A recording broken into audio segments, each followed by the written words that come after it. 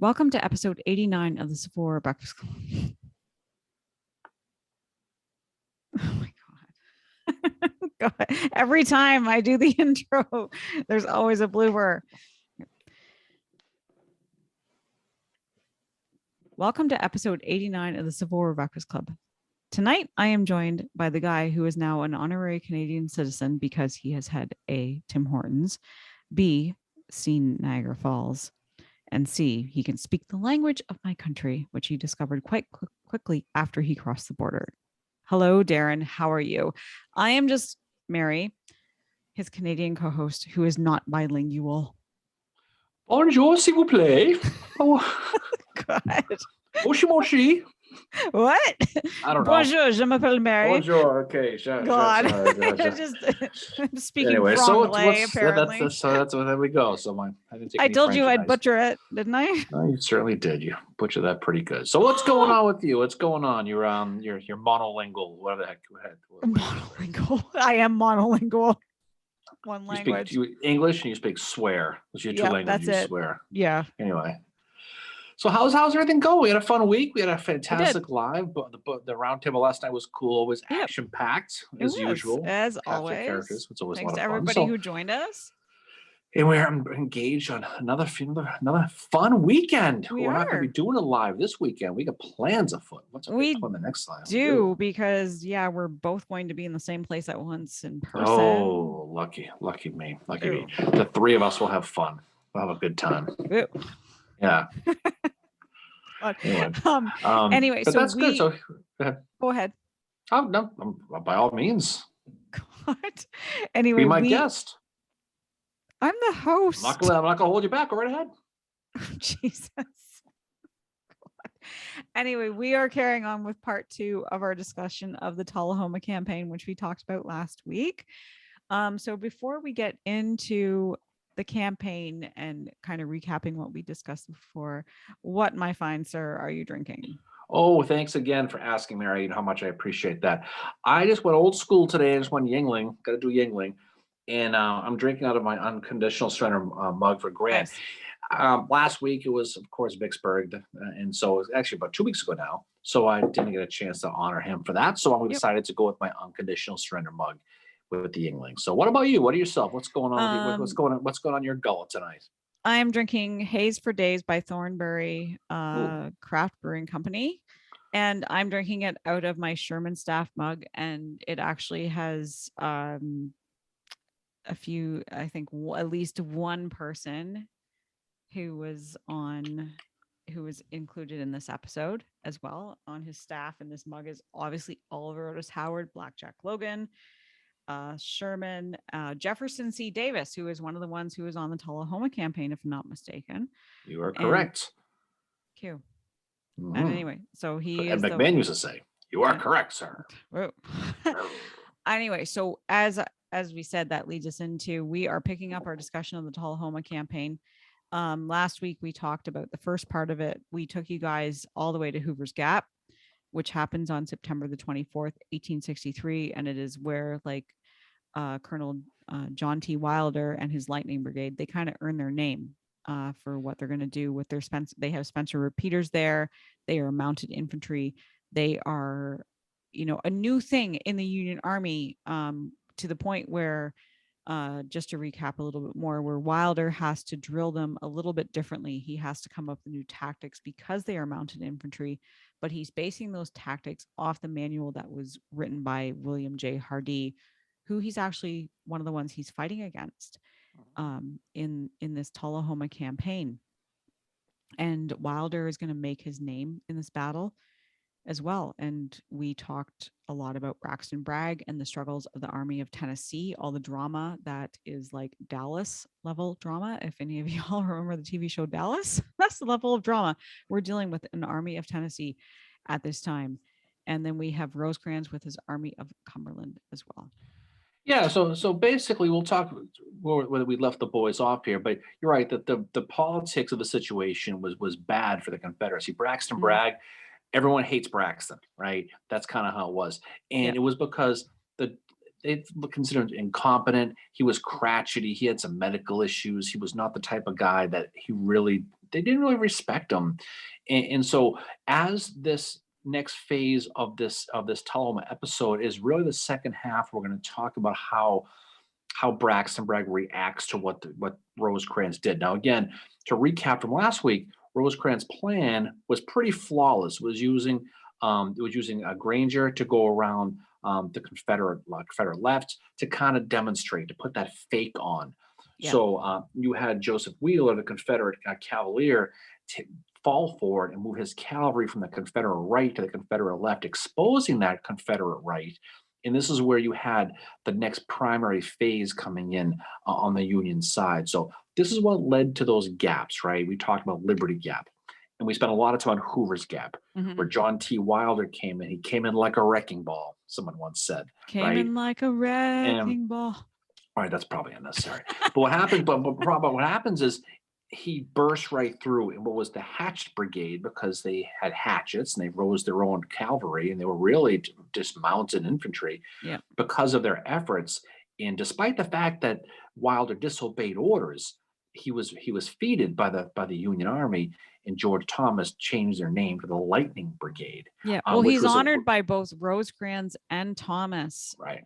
When the battle and when Hoover's Gap ends, like they both are like, Rosecrans especially, it's like, you saved us. And then Thomas said, I thought this was going to take us 3 days to take.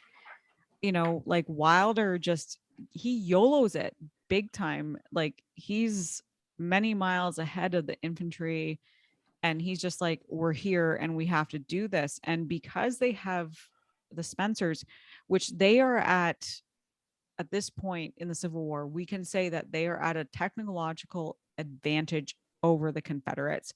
And this technological advantage is going to be one of the reasons why Wilder is going to be able to do what he does at Chickamauga in a couple of months as well, because of these Spencers. And so because of the effort by Wilder, he really pretty much puts a beat down on William Bates' guys we talked about. So as we go into this is on the 24th, as we go into the 25th, which is really where we're going to pick this episode up.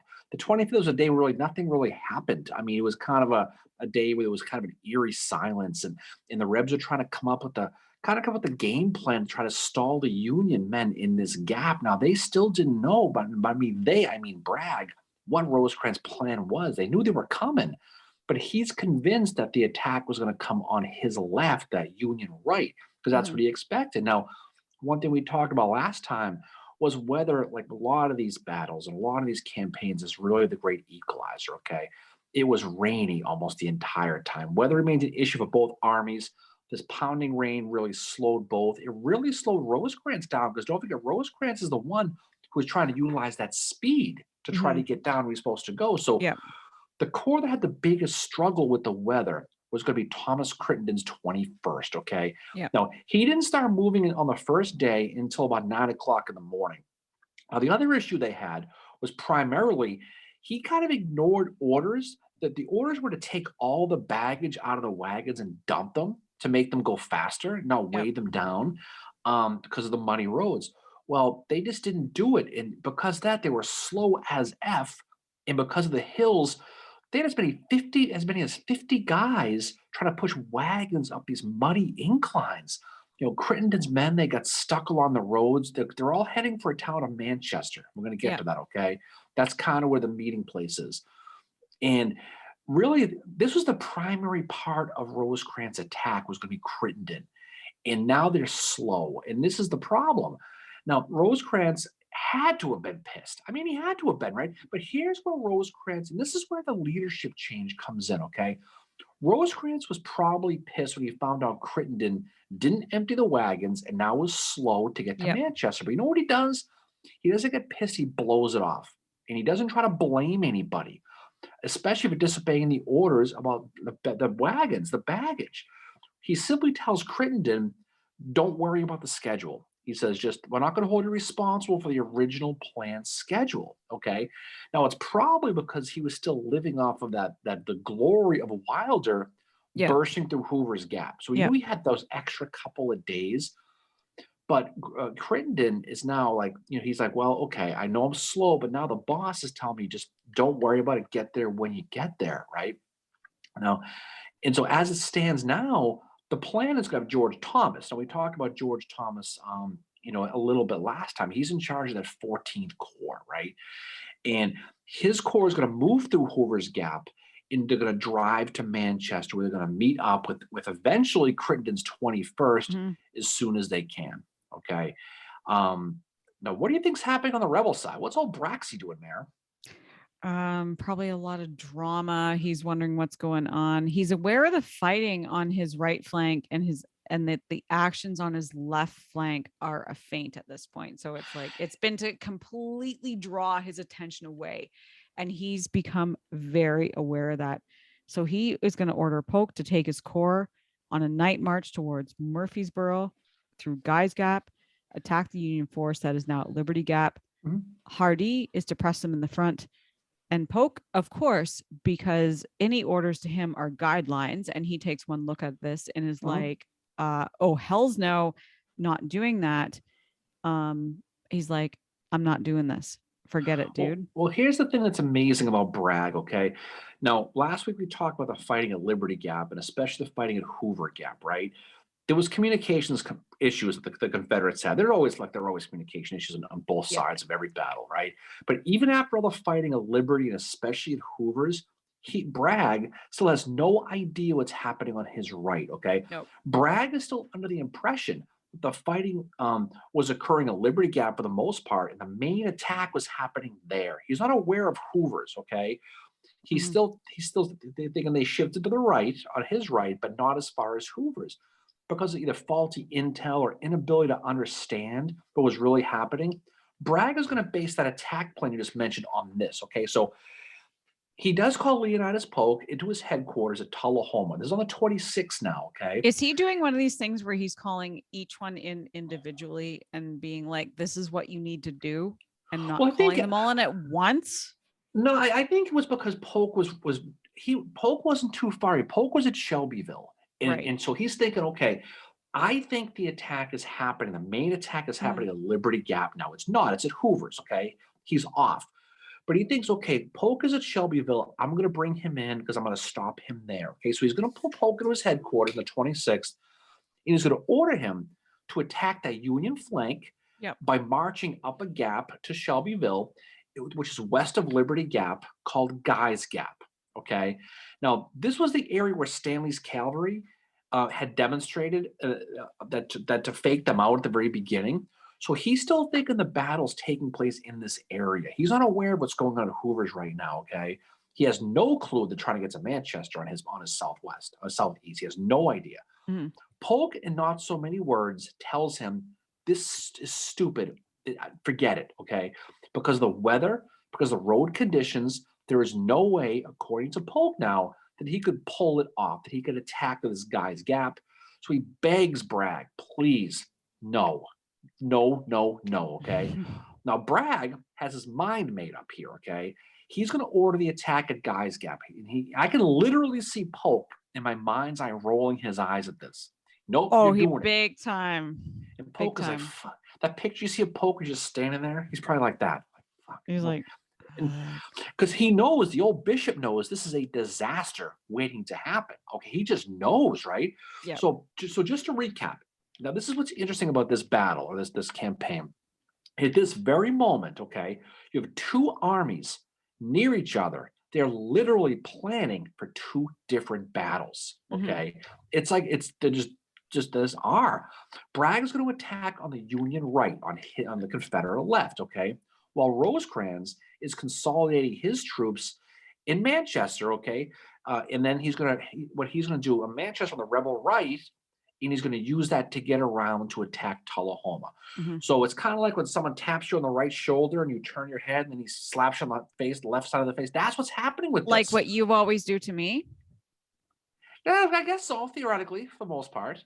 But that's kind of what it is. Is Bragg is still spellbound by this idea. He gets fixated on these plans. Now, I don't want to give away the ending here, because then just because that'll be the end of it. But this is going to end up blowing up in Bragg's face. Okay, it's just going to, because the lack of troops on his right will allow the Federals to sashay into Manchester, and they don't march; they sashay. Okay, they do. They moonwalk in. That's how easy it's going to be. Okay, I'm imagining that right now. I don't say often anymore, but they certainly did that day. You really No, should sometime for the no, listeners. it's been a while. But General Okay. Thomas and his 14th Corps, they're going to order his division commander, a guy named Joseph Reynolds. We talked about him last week, Yep. okay, to move through Hoover's Gap, the one that Wilder just cleared and held, towards the town of Manchester along the Manchester Pike. Now, Yep. hopefully, with ease, he will be supported by John Brennan's 3rd Division and a brigade of U.S. regulars from Lovell Rousseau's division, and they're going to try to turn the rebel left, okay? And it shouldn't be that difficult. Now, they're all going to get moving at around 10 o'clock in the morning on the 26th. And these U.S. regulars under Rousseau, they march directly at the 17th Tennessee, who's waiting for them, and they're set up on a small hill near a place called Garrison Creek, okay? Mhm. So as the Union is marching, they're going to run into Confederates, but this is not going to be the primary line. This is going to be skirmishers and pickets and vedettes and the Rosewoods Clown. All these people, that's what they're going to Wow. be, okay? And these regulars they're in the 18th under Captain George Smith. Okay, so he's going to order his men to charge these rebs at a double quick, which is Civil War talk for haul ass, in case you don't know. Okay, and here's the thing: they have to march across in full speed across a slick, because it's still raining, this wet wheat field. Okay, they find themselves in this wheat field. Now, I don't know if you know this, but if you're in the Civil War and you find yourself in a wheat field, it doesn't usually go well. It's not a good day. So just if in case you go back in time and you're in a battle mare and you're in a wheat field, okay, that's like wearing a red shirt in Star Trek. It's probably not Wow. going to end well, okay? And they get a boot halfway across this wheat field, okay? And they're going to get hit by Company H of that 17th Tennessee I mentioned. Yep. And these are regulars now. This is people who made the army their profession. This is not volunteers, some slapdick laborers from Vermont here. Okay, this is you got real regulars, and they're going to get driven back by this company. Now the regulars are going to again move forward until they go. They're going to try to get to the right in the bottom of that small hill of that Garrison Hill I talked about, Mhm. where that 17th is set up, and they're going to get into this firefight. And Commander Philip Coolidge is going to try to send the rest of his brigade around that rebel flank. But who's going to be waiting for them and sniffing this move out is our old friend Bushrod Johnson, Mary. Woo. Okay. Bushrod is going to adjust his regiments to stop them. And it was around 3 o'clock, the regulars saying, you know what, forget it, ain't going to happen. Oh, and they're just done with that. No. And No, oh, but some good news for the Rebs, though, is Bushrod here's the thing, okay? And this is where this whole thing gets better and better for the Union. Bushrod does a really good job stopping the U.S. regulars, okay? But the bad news for him is while he's doing this, his eye's not on that Manchester Pike, okay? Which was Rosecrans' real intention. So while his eyes are looking at these regulars, John Reynolds' division now has a clear path to go down that pike. yeah. He's going to use John Wilder's men again. Here we go again with these guys, okay, the Lightning Yep. Brigade. And they're going to ride right into Manchester, okay? Yeah.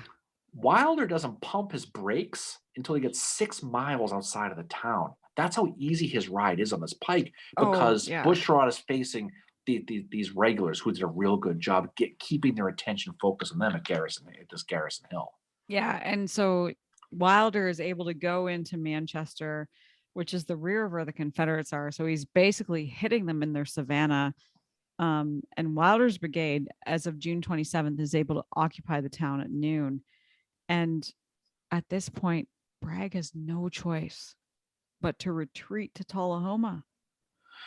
Well, he That's his sees only choice. He said the writing's on the wall. You know, you're right. They captured the town in the morning of the 27th, and then George Thomas's main column is going to come in, and it's probably the night of the 26th. Realistically, when Yeah. Bragg probably finally figures out what Rosecrans is up to. He probably Yeah, sits that there he's figured out that Rosecrans has done this, like he's figured out Rosecrans has done this fainting thing, which has been to totally fuck with Bragg's mind, like think, oh, they're over there when really they're over here. This is what's been happening. Hoover's Gap has happened and all this other stuff. Like Rosecrans has done the ultimate mind game on Braxton Bragg with then this is one of the reasons why this campaign is so brilliant, because it's not about battles. It's not like Gettysburg where there's 3 days of battles, right? It's Well, it's it's just this kind of this mind, like, where are they? What are they well, doing? Where are they now? I hear them over there, kind of thing, right? it's that whole thing when one's playing checkers, one's playing chess, right? Yes. And Yeah. so, Bragg is probably surmising there's something going on. He has his I should have had a V8 moment, okay? Realistically, was Joe Alexander Stewart shows up from Hardy's Corps with a message. He goes, I don't know if you know this, but our friggin' flank is turned. While you're Mhm. looking this way, Rosecrans went around that way. He zigged when you zagged. Now this Exactly. guy's right here. So Yeah. Bragg at this point, realizing he's been pantsed, which was Boyles must have been very uncomfortable, by the way. Okay. He Boils, imme- plural, would be agony. I know. But you know what he does though? Once he realizes what's going on, he finally calls off that Polk plan. He finally calls that Yeah. off. He calls Leonidas Polk, who probably came back and said, see, told you. Okay, is he called the whole thing off. Now, Bragg really has no choice but to blow his conch shell and bring everybody into Tullahoma. That's really all he can Yeah. really do Yeah. and retreat back into those entrenchments, those defenses, and get south. And what he wants to do is he wants to get south of that east to west running Duck River. Yeah. And a lot of his guys are north of it right now, which is going to be a problem. Okay, again, it's raining and it's flooded and it's muddy. Okay, once he can get all of his men into the defenses of Tullahoma, he figures he can set up a defensive line. Okay, that's kind of Mhm. what he's thinking at this point. Okay, now, like we said before, the problem is it's not going to be a fast moving thing. He can't just rush these people No. here. It's because of the terrain. Okay, and again, weather is a big equalizer. So, but they do try. Okay, now what it does is with all of his men. Okay, you're talking 40,000 guys. Okay, it's going to cause a gigantic traffic jam like Friday on the Beltway in Washington traffic. Oh Okay. God, we've been in that and it is a shit show. Well, on the 27th, the Rebs retreating from Shelbyville are going to run into Claiborne's division, who are Mhm. moving from Fairfield, and they're trying to cross a single lane bridge, and it's causing this mess of gridlock. Yeah. Now, it's probably pure luck. This is where the Confederates get lucky, though. It's probably pure luck that the Feds moving south through Hoover's Gap, they were just to their east of where these guys are all clogged up. They didn't bag the whole lot of them. Okay, they were pinned against the river and could not move, but they were so focused on getting down to Manchester, they just went right by and just didn't even either didn't Mhm. see him or didn't pay attention. Polk is in Shelbyville at this point when he gets to hurry back and get a stepping message. Okay, from Bragg, and he's going to be starting to move back, and he's going to be shielded by Joseph Wheeler's cavalry again, Yeah. right? Um, Now Granger's infantry division, the ones who started the whole ball, Yeah. they're going to basically be north along that Guy's Gap, just north of Shelbyville, the one that Polk was going to attack up that the plan got called off. And he still had David Stanley's cavalry too. And on the 27th, he gets his orders, Stanley does, to go down Guy's Gap and clear it of Rebs. And he's like, friggin' hey, now here we go. Okay. Because this is his chance. Even though he didn't have infantry support, Granger was in Stanley. He didn't have Granger. Stanley was thrilled and happy to go it alone because he wanted to go bag himself some Rebs. Okay. Yep. Stanley has a portion of the 1st Tennessee. These are Union guys, not Southern guys, okay? Along with the 4th U.S. regulars, the 4th Michigan, and the 3rd Indiana. That Union Tennessee man are going to hit that 4th and 51st Alabama we talked about, and they're set up in these entrenchments in a gap. Now, when the Union horsemen hit them, okay, the Rebs scattered like the Cleveland Indians the day after the regular season ends with no playoffs. They're gone. They take off. Okay, That's not that's true. that's how fast they move once they reach Shelbyville. Okay, so they're going to get across. Now, these Union men are gonna pursue them. Okay, and they're gonna get pinned down in Shelbyville themselves by those entrenchments, and they're going to be hit on the left. They're going to be hit in the center and the right. And a lot of it was because of the weather. Again, the weather is slowing them down. The Rebs are going to have a real tough time. Only 1 in 10 muskets, according to the Confederates, are working at this point because they're all wet. So you can see where this is going, right? Um, at Shelbyville, it was a real thing. The fighting was pretty intense. A Union adjutant, a guy named George Stalin, okay, he's going to say of the Pennsylvanians who are fighting in this fight, this is cavalry guys. Yeah. They cut right, they cut left, and they cut in the rear, dealing death with every blow. Wow. So this was shooting fish in a barrel, is what it was. You know? Yeah. I mean, the fighting there is really, really intense. And that's another thing that doesn't get talked about in Tullahoma Campaign is some of this intense fighting. Like we see it at Hoover's Gap, and we're seeing it here now at Shelbyville too, right?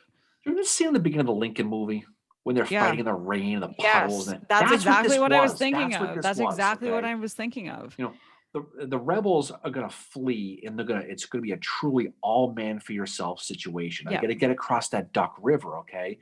Some guys tried to jump in the river and drown. General Wheeler pulled his horse and jumped the horse into the river and Yep. tried to get away. Oh my He God. he got away, but a lot of men drowned trying to escape. And you can just imagine the situation. These rebel cavalrymen, for the most part, are screwed because most of their infantry support, what do? They have already crossed heading back to Yeah. Tullahoma. So they were left by themselves with the river behind them and Mhm. all these Union guys coming down, these Stanley cavalry guys hitting them with Yeah. everything they had, and they were pinned.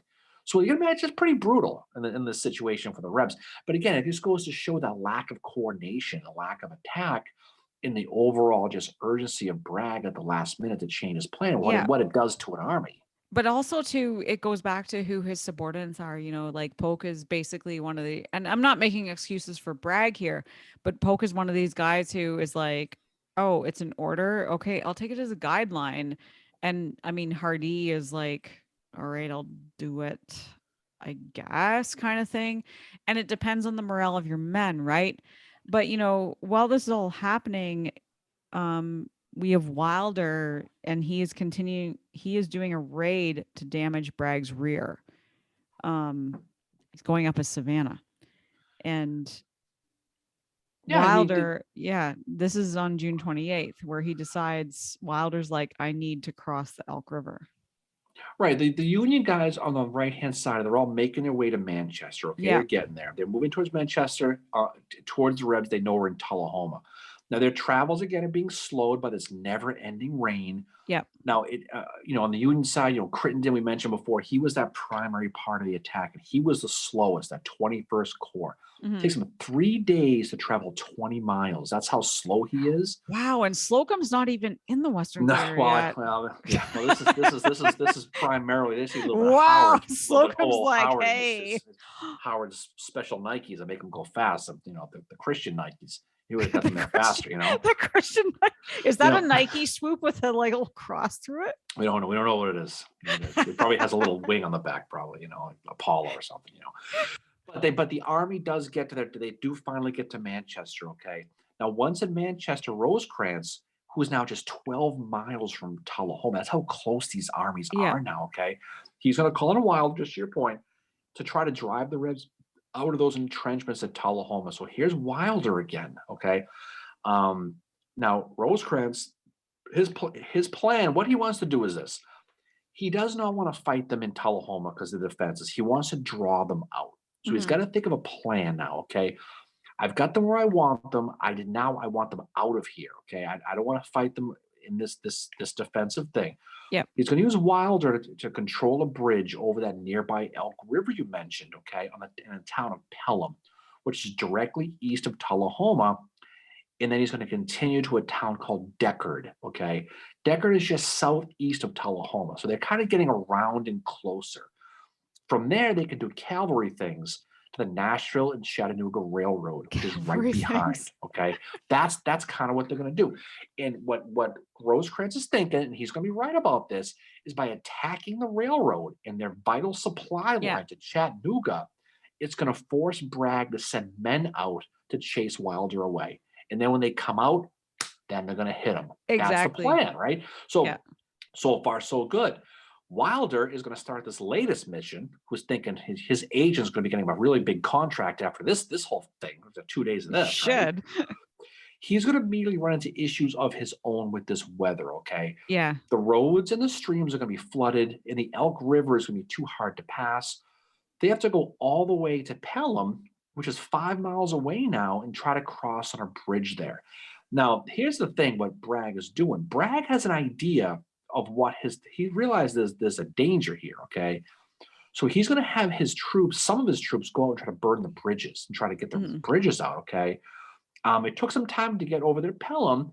When they finally made it to one bridge, they found it guarded by a small group of Confederate troops who were in the midst of trying to destroy that bridge. So they got there right as these Rebs are trying to destroy this bridge, okay, and keep them from crossing the river. Now, to save it, Wilder's going to send in a guy named Colonel Edward Kitchell. This is 98th Illinois, and he's going to have his cavalry run full speed at this bridge before the Rebs can burn it.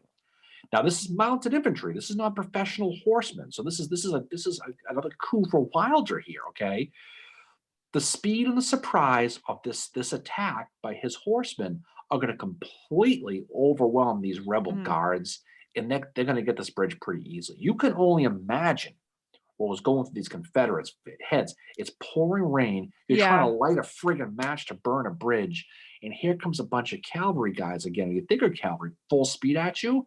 And you're like, you know what? This is ridiculous. And they've got Spencers, and you got to wonder if these are guys that are eventually going to be fighting at Chickamauga, a few months later, and they're against these same guys. Like, these are guys that they're hard fighting men, and they're just going at them. And, they've got a couple of guns too. They have 2 guns with them, and they need to get these guns across the river, and they're too heavy for the bridge. So they're going to end up tearing down a house. Amazing. They build a bridge. They build a bridge out of a house. Or not a bridge. They build it. I shouldn't say they build it. They build a raft. It's kind of like a raft. Which is funny. Those skills that they gain in dismantling buildings are going to come in handy in a few months at Chickamauga. It certainly will, And before long, they are going to arrive at that town of Deckard we talked about, where they're going to absolutely stun 80 Confederates at a garrison there. They're going to surprise them as well. Wilder is going to use those 2 guns that he got the river across the river on those rafts by loading them with canister, and they're going to chase these guys away pretty quickly. Now there's nothing between them and the railroad, so they roll up their sleeves and they get to work on the railroad. Yeah, no, they just, like, Wilder's men continue on riding the foothills of the Cumberland Mountains, breaking up the railway. They get to Sewanee, which is where Polk had selected as the place for the University of South a few years earlier. They destroy the railway there. June 30th, and although Wilder is being pursued by a Confederate force that is much larger than him and his men, they do not lose a single man on this raid. They prove themselves.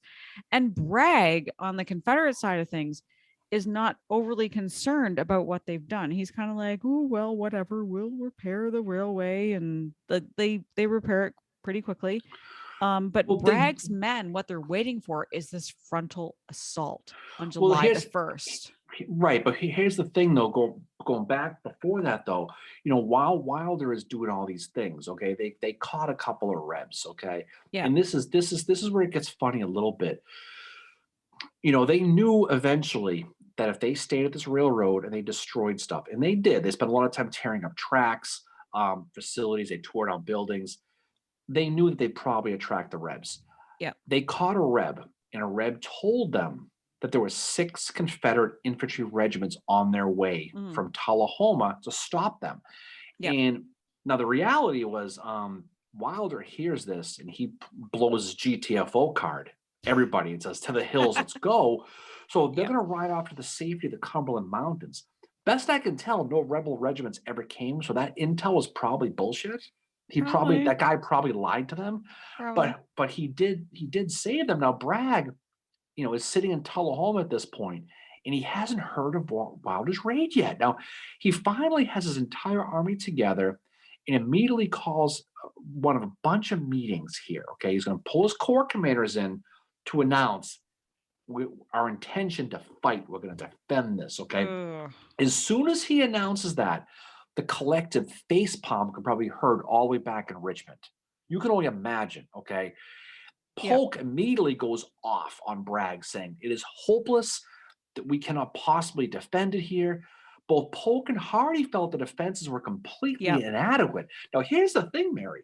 They had 6 months to repair these defenses. 6 months, and they Yeah. were shit. Well, Hardy is kind of like, I don't agree and I don't disagree. I'm not going to say anything. But so Bragg says, Polk says, well, the defenses are crap. Hardy says they're crap. Well, Bragg says, well, go Yep. ahead and fix them then. Go ahead and do it. Fix it right now then. And so Polk was like, right? So Bragg wasn't having it. He had made up his mind again, and he orders his corps commanders into the entrenchments Yep. to prepare for the arrival of Rosecrans, okay, in his large army who was just parked 12 miles up the street. So he's like, we're going to fight these guys, fix the entrenchments the best way you can, and we'll go from there. Now, right around this time, probably, right, Bragg is going to get wind of Wilder's attack. Yep. Somehow he finds out, okay, and the damage that's been caused on the Nashville and Chattanooga Railroad. Yep. And his mood changed faster than it takes in the time for you to drink a morning beer. That's how quick he changes his mind. Okay. Quick. He's going to basically call another meeting at this point. Okay. But come on, guys, back in the room. Yep. We got to talk again. Oh, come on, back right? in the dugout. So they get called in, okay. The Zoom meeting numbers are all exchanged and they all called in. You know how it is, right? And so to let them know about this latest development at the railroad track, okay?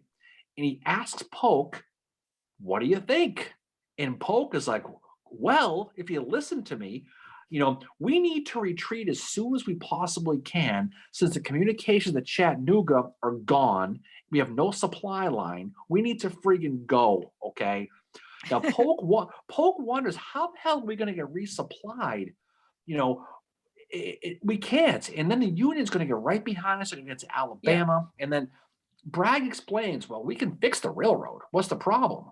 So Polk countered, well, the feds are just going to cut them again. I mean, what the hell's freaking? Well, yeah, Bragg's all like nonchalant about this. He's like, I know Wilder's destroyed my railway, but whatever the fuck. Bragg probably knows it was over, but he wants someone to tell him, no, we can do this. So finally, Bragg loses his shit. He yells at Polk, you propose we retreat then? And Polk says, yes, I do. He screams at him. Right? And what does Hardy do? Hardy's like, I don't know. And so Polk stares at Hardy, and Hardy looks the other way and goes, yeah, Hardy's like, I don't know. He doesn't answer, okay? So Bragg stopped the meeting and says, you know what?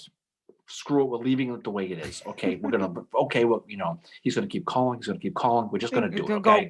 I'm going to go. Right? I'm going to go. So the night of the 30th now, Bragg once again is going to become Bragg. And he's going to pull his corps commanders again for another meeting number 3, okay? This time he's announced, guess what? I've changed my mind and is considering retreating now, okay? He's going to ask Polk, I don't know why he keeps asking Polk and Hardy, okay, if we're going to retreat, do we want to fight along the Elk River, or do we want to fight at the foot of a mountain just south of that town of Deckard in the town of Cowan? And both Hardy and Polk say mountain. Yeah, like, okay. Yeah. Wait, let's not get pinned behind a river. Let's go to the mountain. Okay. So the idea of defending at Cowan is the better thing. Bragg okays this at this point. So he's going to okay this withdrawal from Tullahoma to Cowan that next day. This is June 30th now, right? Yeah. Now Bragg and his army of Tennessee are going to cross the Elk River. They're going to destroy the bridges behind them, hoping that river is going to slow Rosecrans down as they escaped, okay? And it seems to work for the most part, because while this is happening, Wilder is concerned that Nathan Bedford Forrest cavalry is in those mountains. Yeah. So he kind of does this end around. He finally gets back to join the rest of his army at Manchester. So what does that tell you? The army is still sitting in Manchester at this point, while Bragg is starting to move out. Yeah. And so the army of Tennessee, so Bragg's army is taking up positions below the Elk River, and Hardy and Polk are still, they're like, we need to move further south. We need to keep going. And again, Bragg at this time is having a lot of health issues too. Like he's got some boils and he can't ride along his front lines because if you have boils, you can't be on a horse. As of July 2nd, Bragg is remaining in his Cowan position until the evening of that day. And then he leaves. Well, I mean, this is the one. If you look at it, the one thing Rosecrans kind of does do wrong with this. Okay, now you can't blame He doesn't him. attack. I mean, he doesn't attack. He's too slow. Now he probably, the last thing he probably expected was like a sitting duck, Bragg, like waiting, right? Lead. I think he did expect that Bragg was going to come out of the entrenchments. He never did. And he sat around, and I do think having to wait for Wilder slowed him down a little bit.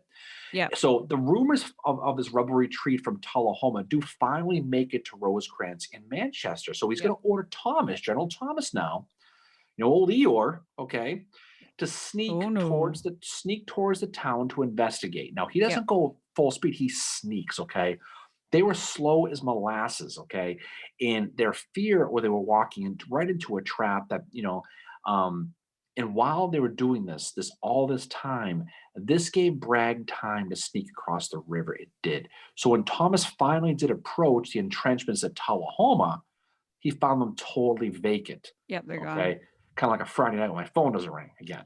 There's no one there, right? But that's kind of what it was. Thomas gets there, he finds out. It's kind of like Cheatham Hill a little bit, when they finally get over there and realize the Rebs had taken off. So Bragg had effectively given Rosecrans the slip on this. Rosecrans will pursue. He's going to pursue with Phil Sheridan's cavalry. Yeah, and they're going to get in they're going to run into some rear guard action along Elk River. You're going to see guys like John Turchin. And Stanley's cavalry get involved at this point. They're going to fight at a place called Morris Ferry. But they really couldn't tell the number of Rebs they were dealing with. It was confusing at that point. Weather's still an issue. And Bragg and his Army of Tennessee, for the most part, started that march back to Chattanooga. And Rosecrans, for the most part, at this point, you're talking about July 3rd, right around there. Rosecrans finally says the hell with this and calls it off. Yep. And while this is going on, Gettysburg is doing its thing. Vicksburg is about to finish up. And these armies are basically going to be separated again. And they're going to prepare for their next meeting that's going to happen down the road at Chickamauga. That's going to happen. But this really, in essence, changes and ends this campaign. And it's really a stroke of genius by Rosecrans to do what he did. Now you can criticize him all you want for not going to finish them off, and you probably should. But what were the goals going into this, right? Get them out of East Tennessee, drive them out, keep your men away from Vicksburg. Yeah. The Confederate. That was the whole thing, is to keep them, prevent them from sending any additional forces to Vicksburg. That was what was needed, because that was what happened. Like what happened at Stones River was the Confederates lost a division. It was sent to towards Vicksburg to help the Confederates out there. And of course, the Union, they win Stones River, but they don't need any more. If they get one more Confederate sent to Vicksburg, that's going to be one more against them, and that's going to upset the balance that they have established already, right? Well, here's the thing. We've been very nice to Rosecrans, and here's I'm going to hit him on this one right now. Okay. We mentioned before, the only real effective battle that they had was at Hoover's. Now they had the thing at Shelbyville, there was a cavalry thing, but there was no big battle. So what happens is he allows the Army of Tennessee to escape to that Chickamauga area. Okay. And what happens is, the good news is he kept the Confederates from marching to Pemberton and Johnston. So Grant does his thing on the 4th, and they get the surrender of Vicksburg. But he doesn't destroy the army. So what happens? Okay, Gettysburg's over. Davis now realizes, okay, we've lost Vicksburg. Bragg is down in Tennessee. He's a disaster, but he still has his army. This is when he's going to send Longstreet over. Okay. And the fact that they did not destroy the Army of Tennessee is going to have huge ramifications at Chickamauga, because now they're fighting a 40,000 man army with a new corps of battle tested James Longstreet, who's going to join them. And we all know from this Chickamauga, we did the episode. If you Yep. probably remember that one, I bet you do. Okay, I do. but you saw how instrumental Longstreet was. Yep. With John Bell Absolutely. Hood breaking through that Yep. gap at Chickamauga, Yep. with the Rolling Rock at Chickamauga, George Thomas. Oh, God. Right? The official beer of Rolling Rock is George Henry Thomas. But the thing about it, though, is, for the most part, it was a 99.9% success by Rosecrans. It gets Yep. completely and utterly overlooked now, Yep, and it got it does. overlooked then. In Washington, his effort was basically Rosecrans that was pretty much completely ignored, because they're focused on Gettysburg and focused on Vicksburg, as of course they're going to be. Seeing this Rosecrans gets pissed off. I don't know if you know this, Mary. He writes a Big letter time. to Washington. He ain't happy. Oh, he does. So what happens is he gets a message from Stanton that says, Lee's army is overthrown, Grant victorious. You and your noble army now have a chance to give the finishing blow to the rebellion. Will you neglect the chance? And that's Stanton writing to Rosecrans, like, what the fuck, dude?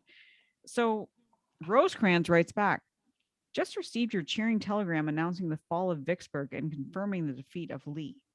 You do not appear to observe the fact that this noble army has driven the rebels from Middle Tennessee. I beg in behalf of this army that the War Department may not overlook so great an event because it is not written in the letters of blood. In other words, just because there was not a great battle does not mean I didn't do great things. And Rosecrans, Vicksburg, Gettysburg, but Rosecrans deserves to be remembered for this. So do these men who fought here, Wilder and the Lightning Brigade, all of them, Minty, every one of them. This has been an amazing campaign that they've conducted here. The problem for Rosecrans is those letters of blood that he talked about. They're going to be written at Chickamauga a few months later. Oh, right? Big time. Yeah, no, he's not going to have a good day at Chickamauga at all. No, he's not, and a lot of it's because he was too successful in Tullahoma. Yeah, he did get arrogant, and that's the thing. It's very similar to what you see with Lee going into Gettysburg. The arrogance, I made it this far. Like, Lee has had success at Chancellorsville, and he's like, oh shit, I can do this. I can push myself to do more. And Rosecrans has had the same. And he starts moving his army out the same way he does at Tullahoma prior to Chickamauga. Would you agree that? And it's because of that confidence. It's like, I did it once before, I can do it again. Well, what were the goals heading into Tullahoma? Okay, to drive the army, the Army of Tennessee, out of East Tennessee, keep their men from sending troops to strengthen Vicksburg, okay, or Jackson, either one, okay. Yeah. And he did both. He did, and he did too good of a job because he did it without a battle. And so for that reason, the Army of Tennessee lived to fight another day, and they certainly did. But I think this is when you look at the overall structure of this campaign and the overall just how he did it, it was brilliant. It really, really was. Absolutely. Because they lost very few men on this battle, this campaign themselves. And so he had to have been riding the top of his game. And I think if it wasn't for Gettysburg and if it wasn't for Vicksburg, I think his personal future could have been a lot different too, because that's why we said at the beginning of last week's episode, this is the redheaded stepchild of July of 1863. Nobody focused on Tullahoma. Nobody looks at it. And Lincoln said of Tullahoma, the flanking of Bragg at Shelbyville, Tullahoma, and Chattanooga is the most splendid piece of strategy I know. And Union Cavalry Commander David Stanley said, if any student of military art desires to make a study of a model campaign, let him take his maps and General Rosecrans's orders for the daily movements of his campaign. No better example of successful strategy was carried out during the war than in the Tullahoma campaign. And it's just one of these ones that kind of gets swept to the side because of what else is going on. Gettysburg, Vicksburg. And for those that study Gettysburg and Vicksburg, we're not trying to undermine those campaigns, those battles, what happened there. Tullahoma needs to be studied with them as part of the Civil War, why the Union won, and ultimately what happens at Chickamauga in September is, plays in like part why Tullahoma happens plays into that. It's something that you can't forget, and does. it really, I mean, studying Tullahoma really helps with studying Chickamauga too, because you realize why Minty and especially Wilder are able to do what they do on September the 18th. And there's still that personal animosity because once again, Yeah. Hardy, he's going to disappear. But Claiborne and these guys, Polk is, he's going to have his own. He's not going to make it. She's a short time from this point on. But Yes. all that, especially Patrick Claiborne, guys like Thomas Hinman, the Mhm. guys who followed him along now, they are had it with Bragg. And not to jump ahead to Chickamauga, but this is going to be Jefferson Davis coming out again in this Yep. cabal, they called it. They're gonna get a piece of paper. They're gonna get a petition now saying we Yeah. want this guy gone, and everyone signs it, including Longstreet, who's Mhm. been there for 5 minutes. Because I think Longstreet saw the opportunity to command an army personally. Oh, That's I why think he did right? too. I think that's why he went out there. But I think all that animosity towards Bragg. Now, just think about the end of this Tullahoma campaign where they're sitting there. Yeah. He had called 3 different meetings, and for the most part, he changed his mind 3 times and went back, and each time in the meeting. And Polk has finally had it. I mean, just finally had it. Claiborne, if you read Simmons' book, Yep. he's had it with him. Oh, he's done. And it's the fact that you lose confidence. No, he didn't. If they had come out of Tullahoma and went into Manchester and got absolutely blasted and lost the army, that probably would have been it for Bragg. But Bragg will live to fight another day. He will get to Chickamauga. He will have some success. Chattanooga will be a little bit different story, but you can see the mistakes he made, and it just goes to show he really never made a real effort to mend the fences of a lot of these generals who he really crossed, guys like Breckinridge, right? Guys like No. that. And he kind of just, the cost of doing business, this is the way I do it. And he had his own medical issues he was going on. He had a lot of stuff going down. Yeah. But at some point, he had a good army. You have guys in there like Leonidas Polk, William Hardee.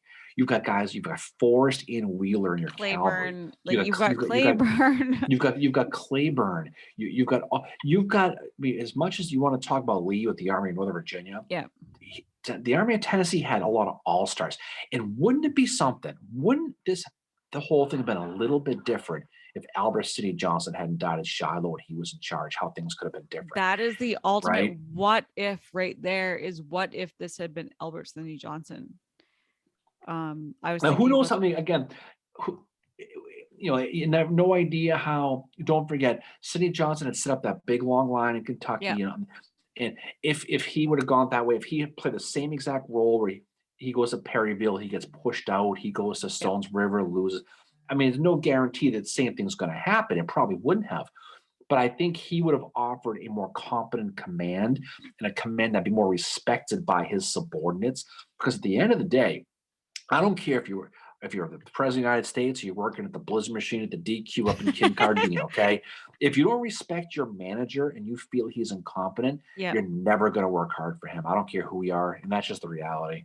Oh, I completely agree. And on the Union side of this, and I mentioned this earlier, you have this mounted infantry that has done amazing things that Halleck said they won't do anything.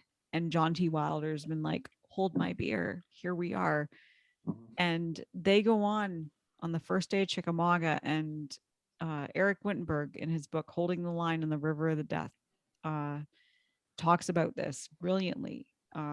They saved Rosecrans's army. And after studying Tullahoma, I really believe that's why that, Tullahoma gave Wilder and even Minty to some extent the confidence they needed to hold Bragg back enough on September the 18th to change his plan, and just allow Rosecrans to get his army to Chattanooga, because after this, Rosecrans will use the same type of tactics, feinting, making it seem like there's more men there than what there are, to draw Bragg out of Chattanooga, to lead him to get him out of there, to the point where Crittenden is able to walk in there and take hold of it. Just a few days before the Battle of Chickamauga, Union Army, Rosecrans is able to say to Washington, we have Chattanooga. And then Rosecrans realizes, shit, I've spread myself way too thin.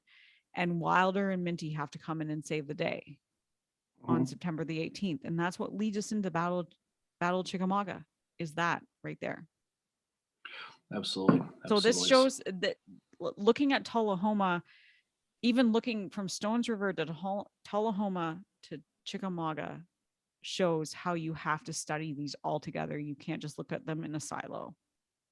One flows into the other, and it explains why certain things happen. It does. Well, I think we've done enough justice to Tullahoma. Yep. I think these 2 episodes kind of really told the story. I think it's interesting, and hopefully people appreciated that, because there's not really a battle, but it is a campaign. It is a very successful campaign. The Rebs are completely pushed out of Eastern Tennessee at this point.